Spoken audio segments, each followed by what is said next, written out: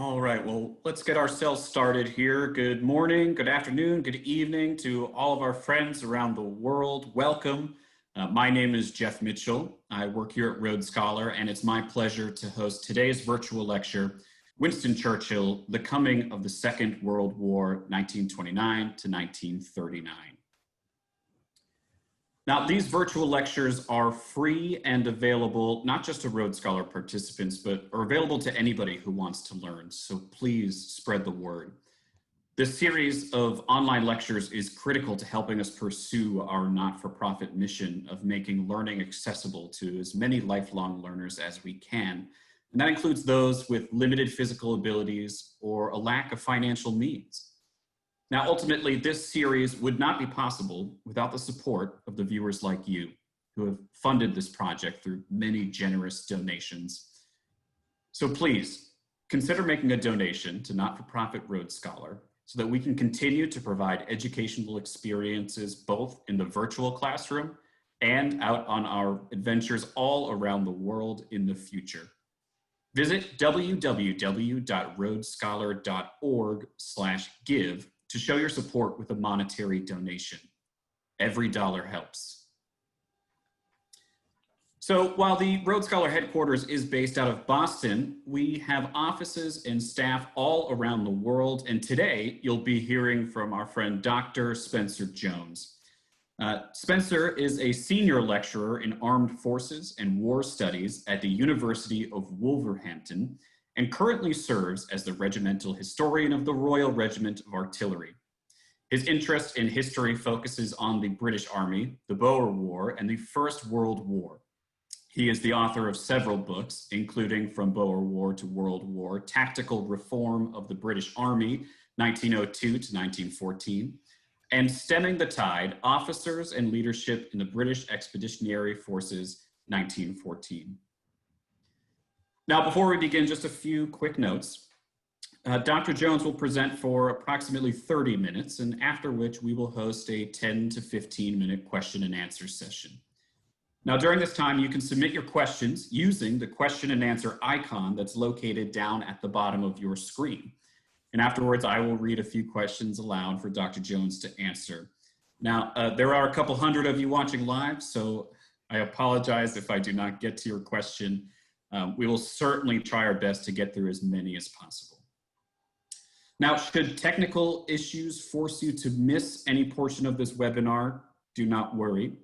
We will be adding a recording of this lecture online to our virtual lecture library afterwards for all to view. And finally, at the end of our question and answer session and our time here together, you will be prompted to take a very short survey, just as if you're on a regular Rhodes Scholar program. And we ask that you please just take a few moments to fill it out. Your feedback is immensely helpful to us, and it will help us grow and improve this virtual lecture series. So, without further ado, let's have a warm virtual welcome for Dr. Spencer Jones. Oh, thank you very much, Jeff, and thank you, the audience, for tuning in. And as I always say at the start of these Rhodes Scholar lectures, if it's a return visit for you, it's wonderful to see you again. And if it's your first time tuning into one of my lectures, thank you for taking the time to tune in. I hope you will tune in to any that I happen to do in the future. Now, this topic, as some of you who've seen me speak before know, is one that's very close to my heart, the life and times of Winston Spencer Churchill. Some of you know I was actually named for Winston Spencer Churchill, hence my name, Spencer Jones. So what we're going to look at today is perhaps the most difficult decade that Winston Churchill had in his entire life. It was the closest that he came to essentially falling out from history. And if he had done so, then world history would have been very different indeed. It's a period that Winston Churchill described as his wilderness years, an allusion, of course, to Jesus's time in the wilderness. And it was both a political and in many ways a social wilderness for Winston Churchill during this decade between 29 and 39, one of great personal difficulty, but one that even his personal difficulty was overshadowed by the great political upheavals of this period. This, of course, is the decade when the Second World War begins to loom large on the horizon. And of course this decade ends with the outbreak of war in Europe, which would later grow into a truly global war. How had this come to happen? How did Winston Churchill try and warn his political allies and indeed his political enemies about the coming of the Second World War? And why did he fail to achieve his stated aims? It's a story which in some ways is part tragedy, but it also, of course, has lessons, I think, for the importance of simply not giving up. As we will see, Winston Churchill endured his time in the wilderness, and despite not succeeding in everything he hoped to achieve, he nevertheless found himself in a position in 1939 which would ultimately become critical to the survival not merely of Britain, but of the free world. But I'm getting ahead of myself. Before we get into the ins and outs of what happened in this decade, it's really necessary to remind ourselves of the background to the 1929 to 39 period. And this background was the Great Depression, triggered, of course, by that enormous collapse of the US stock market known as the Wall Street crash in 1929, an incident that affected Winston Churchill most personally. He actually happened to be in New York at the time. He lost somewhere in the region of £300,000 himself, that it was lost when the stock market collapsed. And he claimed later that actually the hotel he was staying in, he witnessed a stockbroker hurl himself from the top floor and pass by Churchill's window during that remarkable collapse of the US stock market. That collapse was an earthquake, tremors of which set out from America and soon struck Europe and indeed the world. And it led to a period, the 1930s, the Great Depression, the greatest economic depression in the modern world, and one that had long-term influence and indeed short-term influence that led directly to the outbreak of the Second World War. In short, the Great Depression did two things. It collapsed relatively vulnerable European economies, leading to widespread unemployment and all sorts of internal difficulties. And then it produced a response, not just from European government, but from world governments, which, although it seemed a good idea at the time, was actually the wrong choice, and that was to institute wide-scale tariffs, supposedly to protect industries within the home nations, but in fact all this did was it depressed supply and demand, and it stopped industries that were producing things, manufacturing industries, consumer goods industries, from accessing international markets, and it actually slowed down any form of recovery. The Great Depression hit Britain especially hard because Britain was very reliant on the internal markets which existed within the empire. So, for example, purchasing raw materials from Australia and selling finished goods back to Australia. The British Empire across the board was very heavily hit by the Great Depression. It reduced supply and demand throughout the empire, and especially it reduced employment in Britain. Unemployment, soon spiraled into the millions. And in an era when there was very, very limited social security in Britain, this led to events such as the one that's pictured here. This is a hunger march in September 1932. It was not the only such march that took place in Britain, where the unemployed marched upon London to demand the government do something about the fact that they had no jobs, and in an era where there was very limited social security, they simply couldn't eat. They had to instead rely upon charitable organisations to fill the gap. The scale of this economic crisis can't be underestimated. It affected every single country in the world, with one or two very minor exceptions, and it especially struck Europe. Still recovering, remember, from the devastation of the First World War, it struck Europe especially hard. And this was the background that ran through the entire 1930s. Britain was not truly free of the Great Depression until perhaps the 6 months or so just before the Second World War broke out. And even then, it's disputed the extent to which it had done so in peacetime. Some historians argue the Great Depression didn't end in Britain and the Empire until the war itself broke out. So this was a constant factor in the background. It was marked by civil unrest, protest movements and so on, demanding governments do things. And it put enormous pressure on the British government. Bear this in mind as we work through the story of the 1930s. If it rocked Britain economically and socially, then it truly devastated Germany. The Nazi Party, or the National Socialist Party to be more specific, was by no means a new organisation in Germany in 1929. Hitler had been imprisoned, of course, for his part in an abortive putsch and an attempted armed uprising in 1923. But in political terms, the National Socialist Party was not making terribly great strides in the late 1920s. But that earth tremor that came from the Wall Street crash, while it shook Britain, it broke open the social the social systems in Germany, and it allowed an evil to escape. And that evil, of course, was Adolf Hitler.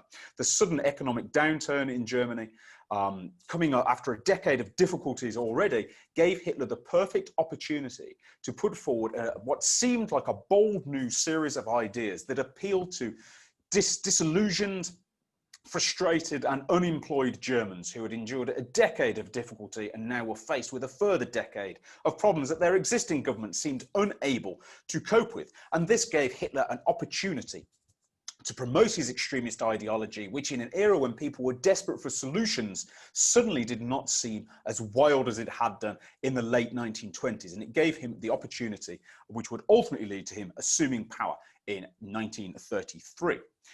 Now, the appearance of Adolf Hitler, or I should say the elevation of Adolf Hitler as a major political player in the early 1930s did not go unnoticed in Europe. But most observers in Britain were largely regarded Hitler as perhaps something of an aggressive extremist politician, but one who would be tempered by gaining power. They saw him very much as somebody who would be brought into the political system and would begin to act rather like any other statesman. There was one person, one major figure in Britain, who saw through this for the illusion that it was, and that person, of course, was Winston Churchill. As early as 1930, Winston Churchill had recognized the danger that the National Socialist movement posed. This, of course, is even before the Nazis have really become a serious electoral threat in Germany. And in his very first speech on the subject of Nazism, or indeed the threat that they posed, Churchill identified particularly the Nazi paramilitary groups. And you've got a picture of them here, better known as the brown shirts. These are on the march in 32. But in 1930, Winston Churchill gave a speech to Parliament in which he commented on this growing strength of Nazi paramilitary groups. And he commented this. He said, "All these bands of sturdy Teutonic youth marching through the streets and roads of Germany with a glint of desire in their eyes to suffer for their fatherland are not looking for status. They are looking for weapons. And when they have the weapons, believe me, they will then ask for the return of lost territories and lost colonies. And when that demand is made, it cannot fail to shake and possibly shatter the foundations of every one of the countries of Europe." A prescient warning, but one that was not taken seriously in 1930, and indeed would not be taken seriously for many years to follow. But it identified immediately that Winston Churchill was intrinsically opposed to the Nazi movement, and uniquely amongst the British political establishment, he recognised the danger that they posed. He recognised the newness of this movement, and that its extremism was not merely a fringe element of it, it was the beating heart of the party. And he rejected it from the opening moments that he became aware of it, and would continue to reject it for the remainder of the 1930s. And yet Winston Churchill found himself in a position after a politically successful decade in the 1920s where he had suddenly lost almost all of his political influence. He had lost his position in the government in 1929 when his political party, the Conservatives, were defeated. He'd lost his position in the cabinet, the decision-making body of the British government. And from that time onwards, he was out of government. Although he was still a sitting member of Parliament, he had no say in the powers of government. And although he held out the hope that he might be invited back into the cabinet, back into the decision-making heart of government, this was not to be. And the reasons why it was not to be was that Churchill's misdeeds, if you will, his past mistakes, all returned to haunt him all at once in the 1930s. He'd become politically unacceptable within the Houses of Parliament. He was opposed by the Labour Party, that's Britain's primary left-wing party in this period, due to his policies in the 1920s, which were felt to have been rather against the working class and not helpful for the economy. So the Labour Party disliked him for his fiscal policies in the 1920s. The other left-wing party in British Parliament, the Liberal Party, despised Churchill because he had left them in the early 1920s to join the Conservatives, and so they would have no business with him. They regarded him as a traitor.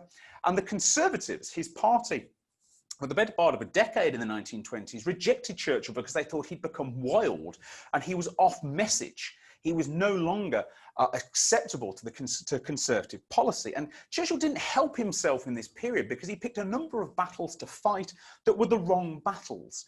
He opposed home rule for India, for example, the first step on the road to independence, even though almost the entirety of the Conservative Party were in favour of it. It was a battle he was never going to win, a political battle which he was doomed to lose, but he fought it nevertheless.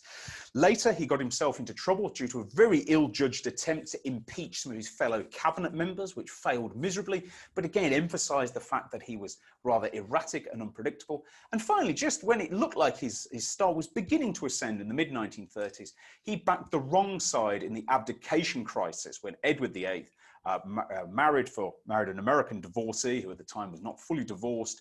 The British cabinet insisted that he must renounce the throne, he must abdicate, and only Winston Churchill, as a major political player, actually supported Edward VIII, again seeming to emphasise the fact that he was an erratic figure. He was described as the rogue elephant in Parliament in the 1930s, and so it meant that even though he was correct about the Nazis, his other actions tended to emphasise the fact that he was an erratic man, he was a risky political proposition, and so he did not receive the support in Parliament that one might have expected. It's worth talking for a moment here about the main political players in the 1920s and 30s. Britain went through 3 prime ministers between 1929 and 1939, and for most of this period, they were serving in what was known as the national government, a coalition government between both the right and the left, called in times of crisis most usually, although it can be called for electoral reasons, but in this case called in 1931 due to the enormous economic crisis posed by the Great Depression, which formed together Conservatives on the right and Labour on the left, leaving aside very little actual political opposition within Parliament. The first Prime Minister, Ramsay MacDonald, a Labour leader. The second, Stanley Baldwin, returning to their prime ministerial position, having served it in the 1920s. And then at the end of this period, Neville Chamberlain, who, of course, many of you will be familiar with and will become one of the main figures in our coming story. What united these 3 men, though, was their personal problems with Winston Churchill. MacDonald, a left-winger, a devout left-winger, regarded Churchill as representative of the old era, the old right-wing ways, somebody he would absolutely not work with. He thought Churchill was a warmonger, and he thought that he was fiscally irresponsible. Baldwin had worked very closely with Churchill in the 20s, and the two had been friends, but that friendship had collapsed by the mid-1930s. Baldwin, a man who was known as safety first to his own party, a kind man and calm man in many ways, but not the right man for a grave crisis such as the nation faced, perhaps, found that Churchill was unacceptable, that Churchill's wildness and aggression was so off message from what Baldwin wanted to put forward that he could not work with him. And finally, Neville Chamberlain, the last prime minister in this period, had a personal antipathy towards Winston Churchill. Again, much like Baldwin, regarding him as erratic, a rogue elephant, and somebody who absolutely could not be worked with, somebody who would dominate the room with his voice and his charisma, but to the detriment of serious adult discussion. And so none of these prime ministers was prepared, even to consider working with Churchill, even in a minor form. And it was these men, therefore, who would dictate policy towards Nazi Germany. Although these men were not pro-Nazis in any way, shape or form, all of them, for various reasons, came to regard the Nazis in a rather different light to Winston Churchill. Ramsay MacDonald was a committed politician towards the policy of disarmament, and he believed that was the only way that peace in Europe could be assured.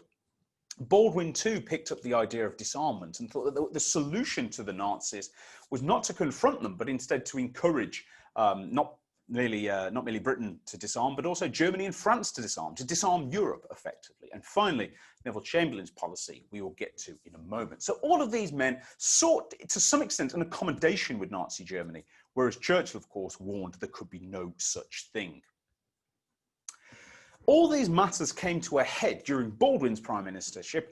The Rhineland crisis of the 7th of March 1936 broke out, and this centres on this area here, marked here, the Rhineland, an area of Western Germany that had been ruled as a demilitarised zone at the end of the First World War. Indeed, at one point it had been occupied by Allied forces. The Rhineland, of course, a large industrial area of Germany, and of course it bordered France, and France had been very keen to keep this area demilitarised to prevent the Germans using it as a launch pad to invade France for the 3rd time within 70 years.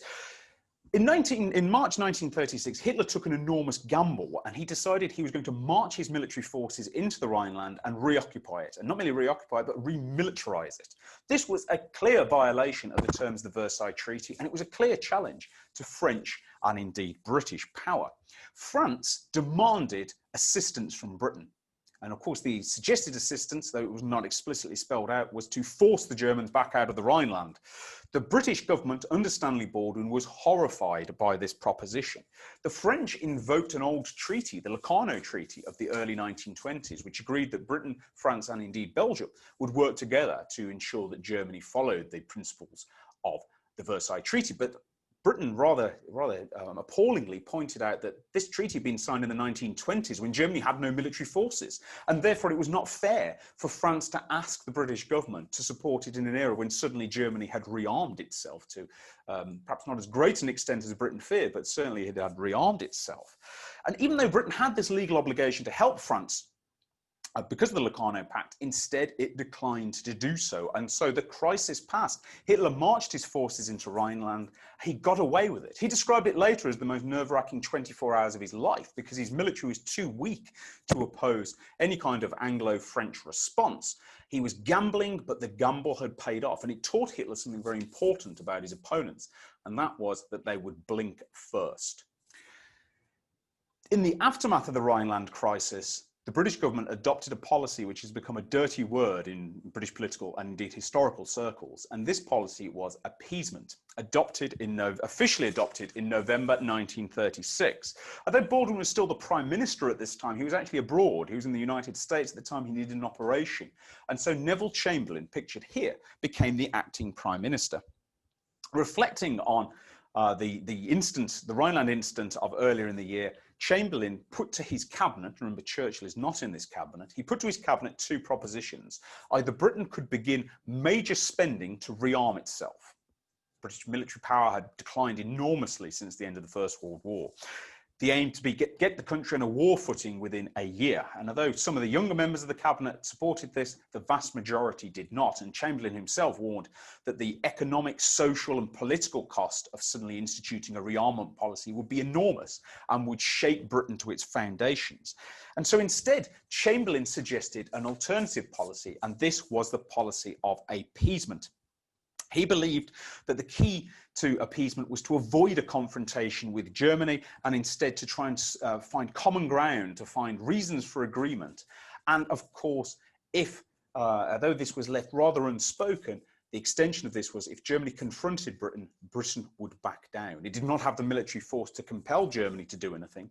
And Neville Chamberlain also noted that he was not prepared to risk a war on the side of France if it meant dragging Britain into it too.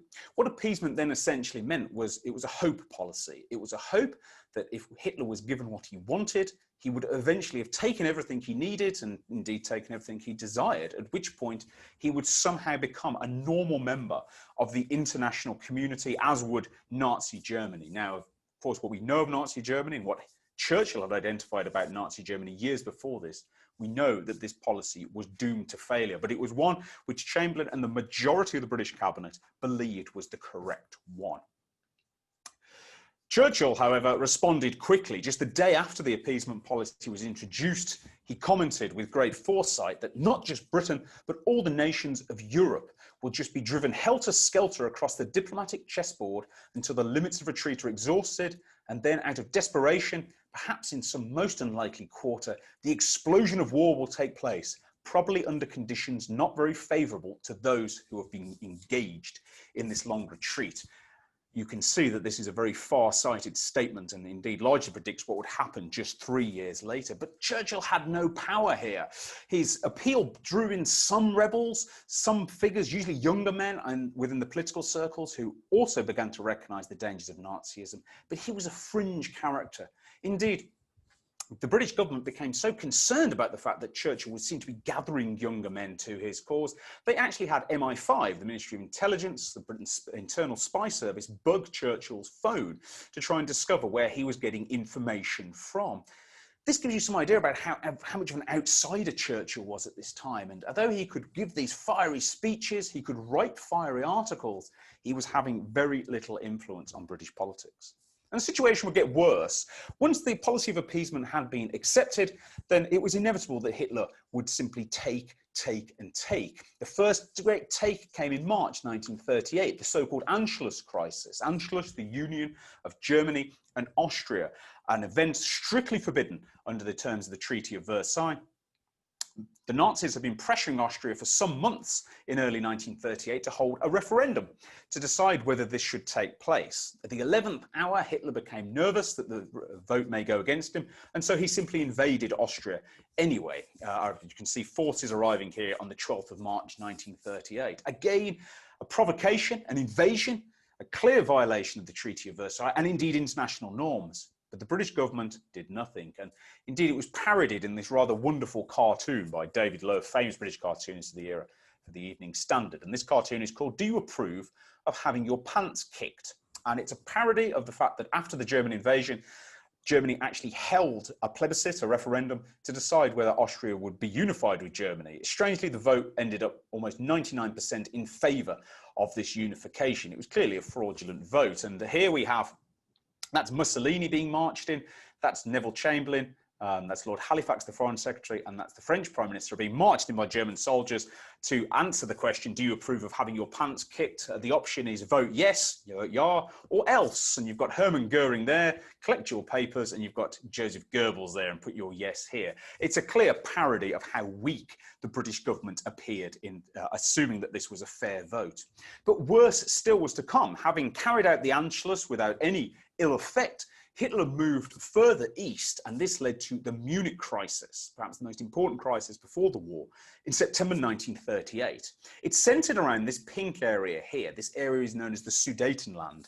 It's largely populated by ethnic Germans, German-speaking citizens. It had been taken away from Germany and Austro-Hungary at the end of the First World War and been incorporated into the new state of Czechoslovakia. Hitler now demanded that this territory be granted to him instead, on the grounds that it was mainly populated by German speakers.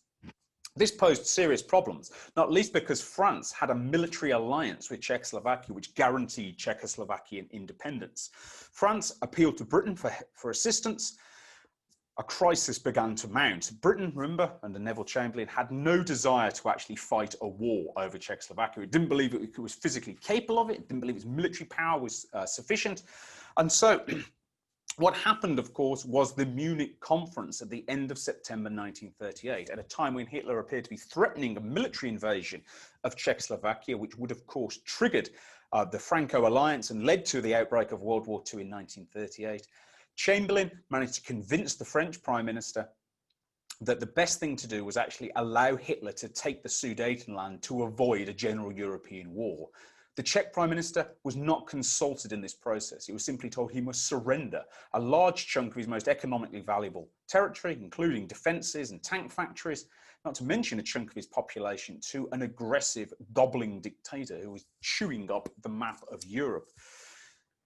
Nevertheless, this agreement, Chamberlain thought he'd received a very good agreement. He returned back from Munich in late September 1938 and portrayed himself as a hero. Indeed, this famous, there's film footage of this that you can find on YouTube or elsewhere, of him returning from his plane and carrying out a press conference on the runway, on the tarmac, in which he waved above his head that piece of paper, that's the Munich Agreement, signed, and he stated, "I've returned from Germany with peace for our time." Not peace in our time, as it's often quoted, peace for our time. He believed the Munich Agreement was going to be Hitler's last possible demand and that peace in Europe had been secured.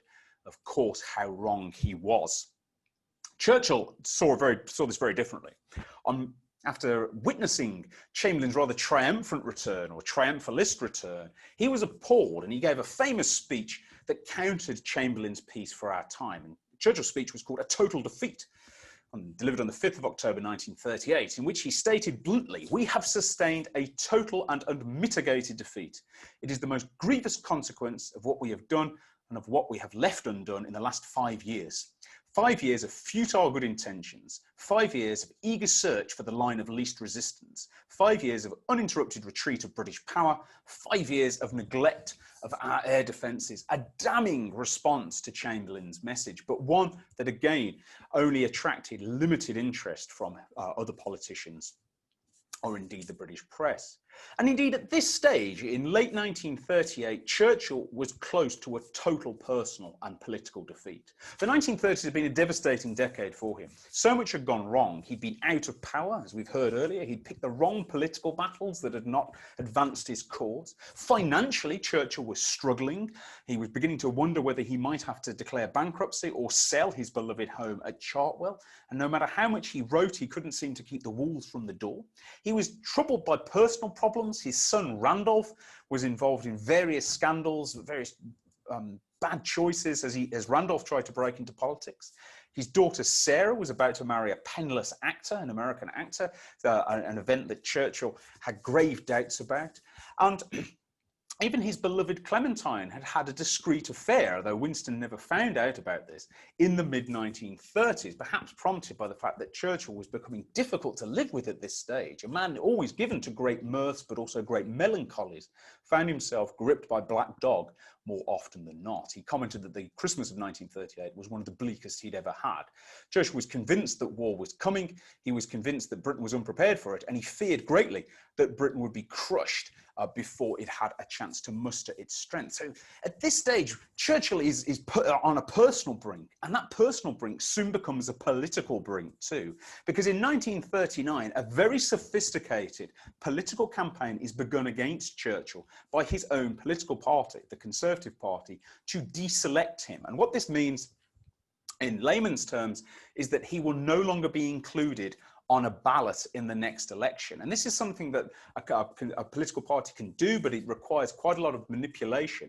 The Conservative Party begins this process against Churchill. Effectively, he's become so off message at this stage that he's felt to be an embarrassment to the government, and so they decide to remove him from the political party. And if this had happened, although it's not beyond the possibility that he might yet have won an election, it would have gravely injured his chances, and it may indeed have led to him leaving politics. So we can see that in the Christmas or Christmas New Year, 38-39, Churchill is facing defeat. His personal life is a mess, he's in financial difficulties, and it looks like he might be thrown out of politics by his own party through this manipulation behind the scenes. Everything seems to be going wrong for Winston at this stage. But as Winston himself famously said, if you're going through hell, keep going. And events soon prove him right. On the 10th of March, Neville Chamberlain told a press conference that he believed that Europe was, and I quote, settling down to a period of tranquility. And he was still basking in the Munich conference, of course. 4 days later, Hitler invaded Czechoslovakia. He'd already taken the rump of Czechoslovakia, the Sudetenland, and on the 14th of March, his troops rolled unopposed into Prague and occupied it. Czechoslovakia fell under the Nazi jackboot.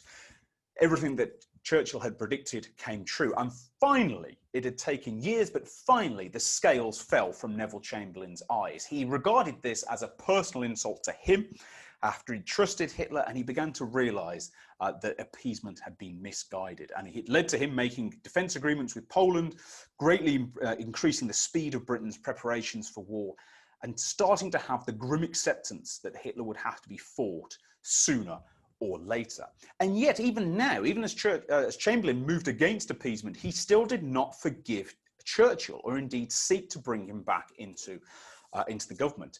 The invasion of Czechoslovakia was a turning point in many ways. It turned British public opinion decisively against the Nazis. The British press turned against them decisively.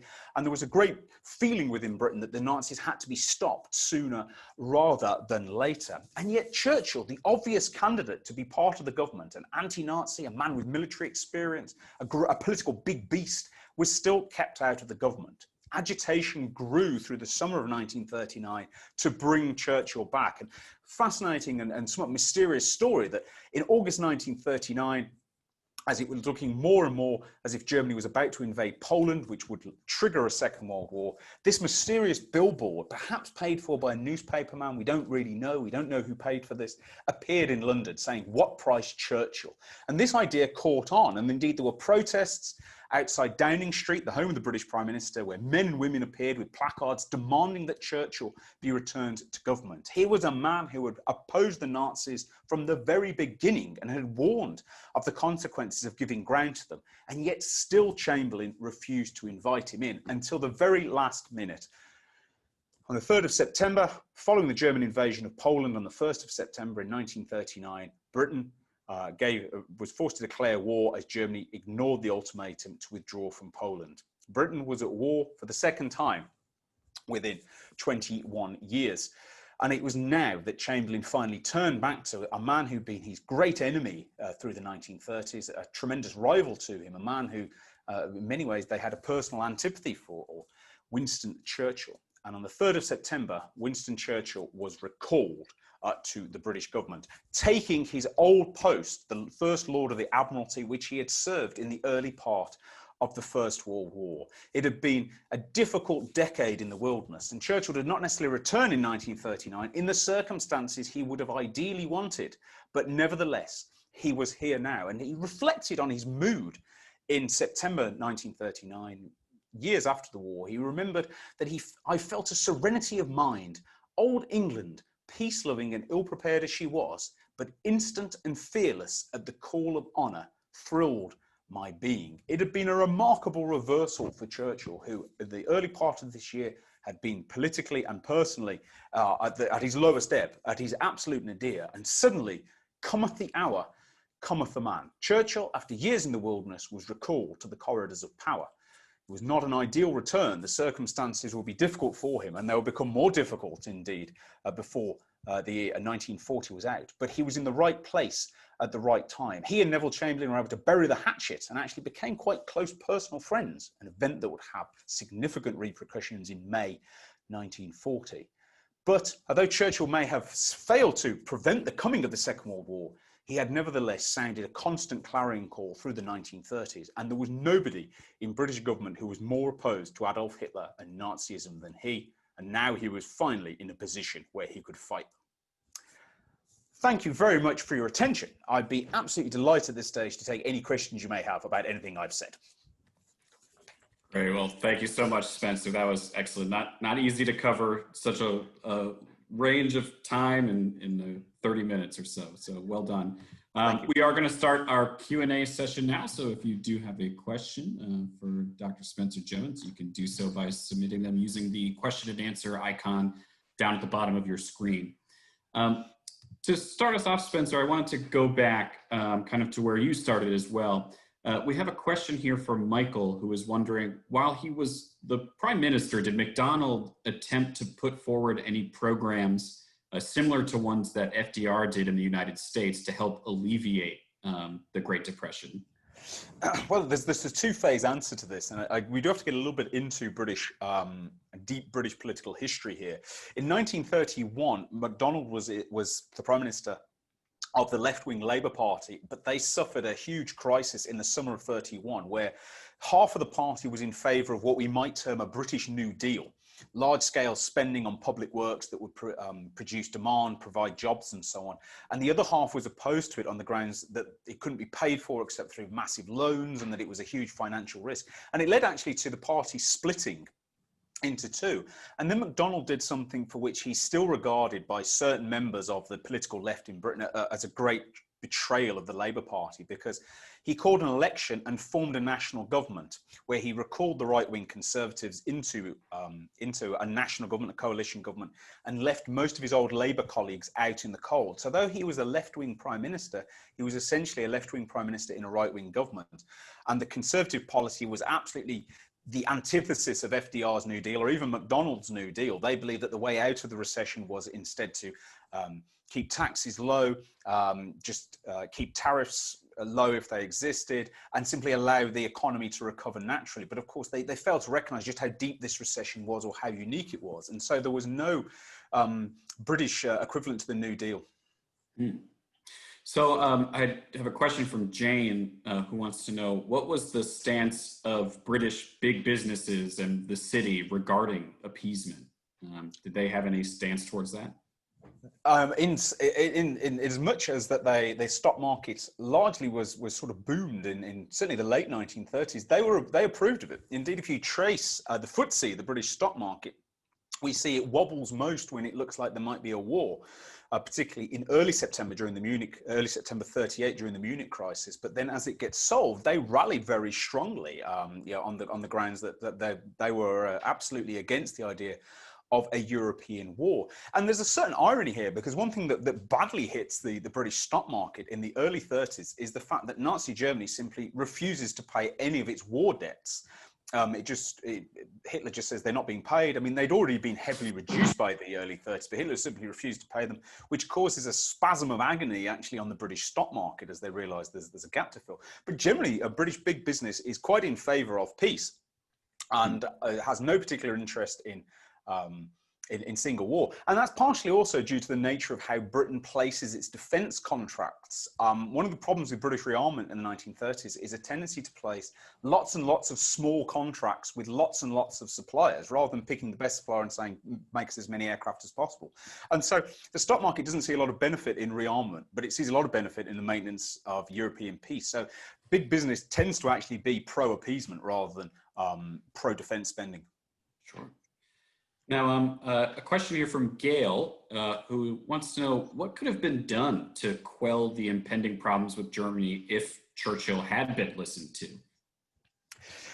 It's a really good question, because I think after the Rhineland crisis, and once we get into 1938, there's very little that the Allies can do, although it's possible. I mean, we're dealing with counterfactuals, but the first great crisis is 36. When Hitler goes back into the Rhineland, his military is absolutely tiny. As he says himself, this is a terrifying moment for him. He doesn't yet have the full support of the German military. And if he'd been met with a robust Anglo-French and indeed Anglo-French-Belgian response to it, he certainly wouldn't have been able to fight to actually fight his way into the Rhineland. And the political spasm that may have followed, it didn't necessarily need massive fighting. It simply means that it needed the Allied armies to move into Rhineland and say, no, you can't remilitarize this. May well have created a chain reaction in Germany that saw Hitler fall from his perch. Similarly, in 1938, although the idea of actually going into a firing war seems very, very frightening and alien to the Allies, not least because their militaries are pretty weak, the German military itself is not as strong in 1938 as it will be a year later in 1939. And again, Hitler's generals and the army, which is a very important political lobby in Germany, do not yet have, they're not fully confident in one another. Suddenly being confronted with a military crisis might just have produced a reaction. So it doesn't necessarily have to be a war reaction. Certainly not in 36, but simply some show of force against Germany may well have been enough to cause a political reaction that toppled Hitler. Of course, that's all ifs, buts, and maybes. But the other thing that would have been extremely useful is at least if Hitler had been conscious that the Allies were not afraid of him. Hitler very quickly perceived that Neville Chamberlain, perhaps on a personal level, was frightened of Hitler. He used to describe him as the old worm. And the old gentleman or the old umbrella, various cynical names. And Hitler very quickly perceived, one of Hitler's talents was a great judge of character. He perceived the weakness of the Allied leaders. He certainly wouldn't have perceived any weakness if Churchill had been a major player then, because that was not the case. So did Churchill feel any antipathy towards Chamberlain, much as Chamberlain kind of felt towards Churchill? Absolutely. Churchill really personally disliked both Baldwin and Chamberlain, and it's quite sad with Baldwin because the two have been good friends in the 1920s and indeed cabinet colleagues. But Baldwin made a decision in 1935 where he felt that the only way to win an election in 1935 was to run on a disarmament ticket, to run as a peacekeeping ticket. And he admitted later he'd put the interests of this party, the Conservative Party, ahead of the interests of Britain. And Churchill never forgave him for that. And it broke their friendship. And they never recovered. Baldwin lived for a long time. He lived through the Second World War and beyond. Churchill never forgave Baldwin for that. And Baldwin never forgave Churchill for abandoning their friendship. Chamberlain and Churchill also disliked each other. Chamberlain was exasperated by Churchill. He thought Churchill was noisy, was roguish, was difficult. He disliked the fact that Churchill had easy charisma and could whip up a crowd. Chamberlain could never do that. Though he was a solid public orator, he was not a charismatic man. And he resented him on a personal level. Chamberlain was old-fashioned and he believed things should be done in an old-fashioned way, whereas Churchill had, although he enjoyed traditions, had little stock with that. And the two personally gravely disliked each other. Historians, we've never been able to find that direct line between Churchill being thrown out of the Conservative Party in 1939 and Chamberlain. There's no paperwork that we've been able to find, but we suspect that is the case. But one of Churchill's great talents, and one that served him well through his politics, was his magnanimity in victory and his ability to make friends with previous political enemies. And once Chamberlain had brought him back into the government in September 39, the two very quickly developed a friendship. The hatchet was completely buried and the two became very close friends. And indeed, Churchill was a pallbearer at Chamberlain's funeral. He died in late 1940. And the two became very close. They both recognised, I think, that friendship and alliance in wartime would serve them better than any political hostility. So did Churchill have any supporters of his ideas kind of at this time? I know he wasn't, prior to 39 in many positions of power, but was he alone in his predictions? This is a question from Priscilla. Yes and no. Certainly when he began, there was very, very few major political figures who agreed with him. Ironically, the political group that agreed with him most was actually one that was opposed to Churchill, and that was Britain's left-wing parties and groups. But as I mentioned earlier, they had a deep dislike of Churchill because of his fiscal policies in the 1920s, and they regarded him as a bit of a rogue element. But they were very opposed to Nazism, as was Winston Churchill. As the period wore on, Churchill gradually began to attract people to his cause. Military officers who warned about Britain's weaknesses and indeed asked Churchill to champion their cause, more defence spending and so on. And gradually, certainly from 38 onwards, more and more younger politicians who started to gravitate towards Churchill, who began to recognise him as the main leader of the opposition. And remember, this is a period of national government, so the opposition party is very weak in the 1930s. But Churchill, even though he's actually in the government, so to speak, he's part of the government party, he described himself as the real leader of the opposition as early as 1937. And people gradually drew themselves towards him. Two figures in particular very important: Clement Attlee, who would later become Prime Minister in 1945, and Anthony Eden, who'd been the Foreign Secretary and had resigned over his disgust with appeasement and would later be a British Prime Minister in the 1950s.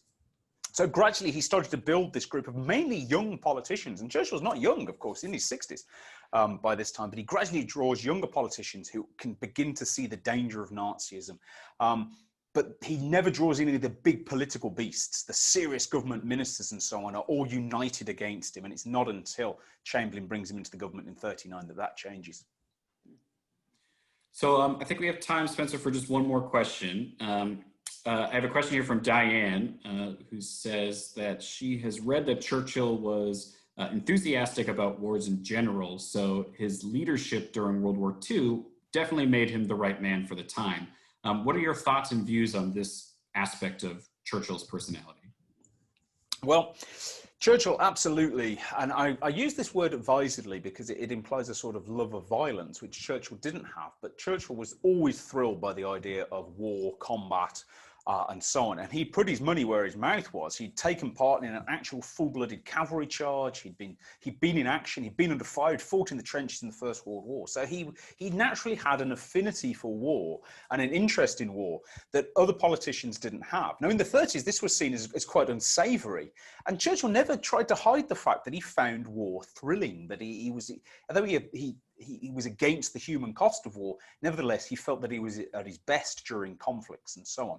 The problem with Churchill was that his record in war, particularly in the First World War, had not always been perfect. He'd been the architect of the Gallipoli disaster, for example, and although he wasn't solely to blame for that, he certainly carried a large part of responsibility for it. And in the 1930s, critics of Churchill pointed at the fact that he had got things wrong in the First World War, that he'd made mistakes, most notably Gallipoli, and they used that as a stick to beat him and say, why should you listen to this man who made these terrible mistakes in the First World War? And yet, the question's absolutely perceptive because of the war cabinet, of the British cabinet, he by far had the most military experience, not just living through a war, but actually commanding forces in a war. So it was a natural choice to consult for military materials and military ideas. And one of the ironies of British politics in the 1930s is the most dedicated appeasers were men who had not fought in the First World War, whereas those who tended to join Churchill's camp had seen action in the First World War. So, for example, Clement Attlee, who became one of his staunchest political allies and was the Deputy Prime Minister in the Second World War, had actually fought at Gallipoli, which many said was Churchill's greatest folly. So the younger ministers who'd had combat experience, perhaps were less fearful of war, or perhaps recognized that it was worth fighting to maintain the peace Europe had earned at the end of 1918. Whereas those who hadn't seen war were perhaps so off-put by it, they didn't think it was worth fighting for. So Churchill's war experience, although an obvious asset, was seen as a source of weakness in the 1930s. Of course, that was all forgotten once he was put in charge of the fleet in 1939. All previous sins were expunged. Great. Well, thank you so much, Spencer. Friends, that's all the time that we have for today. Again, I'd like to thank Spencer Jones for his wonderful presentation today. If you enjoyed this lecture today, we want to let you know that you can take part in a full day or a full week of lectures with Rhodes Scholar through our new online Days of Discovery and Adventures Online. Our full day online Days of Discovery take this lecture experience and add an interactive small group discussion and private Q&A with experts.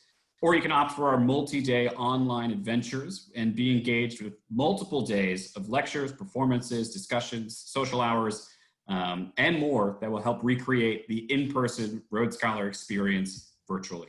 So head over to rhodesscholar.org/online to learn more. And a big thank you to all of you for joining us today. As a reminder, please support these virtual lectures by making a donation. And you can do so at www.rhodesscholar.org/give. Thank you again for tuning in. Until next time, stay safe, stay healthy, and stay curious. Thanks, Spencer. We'll see you soon. Bye now.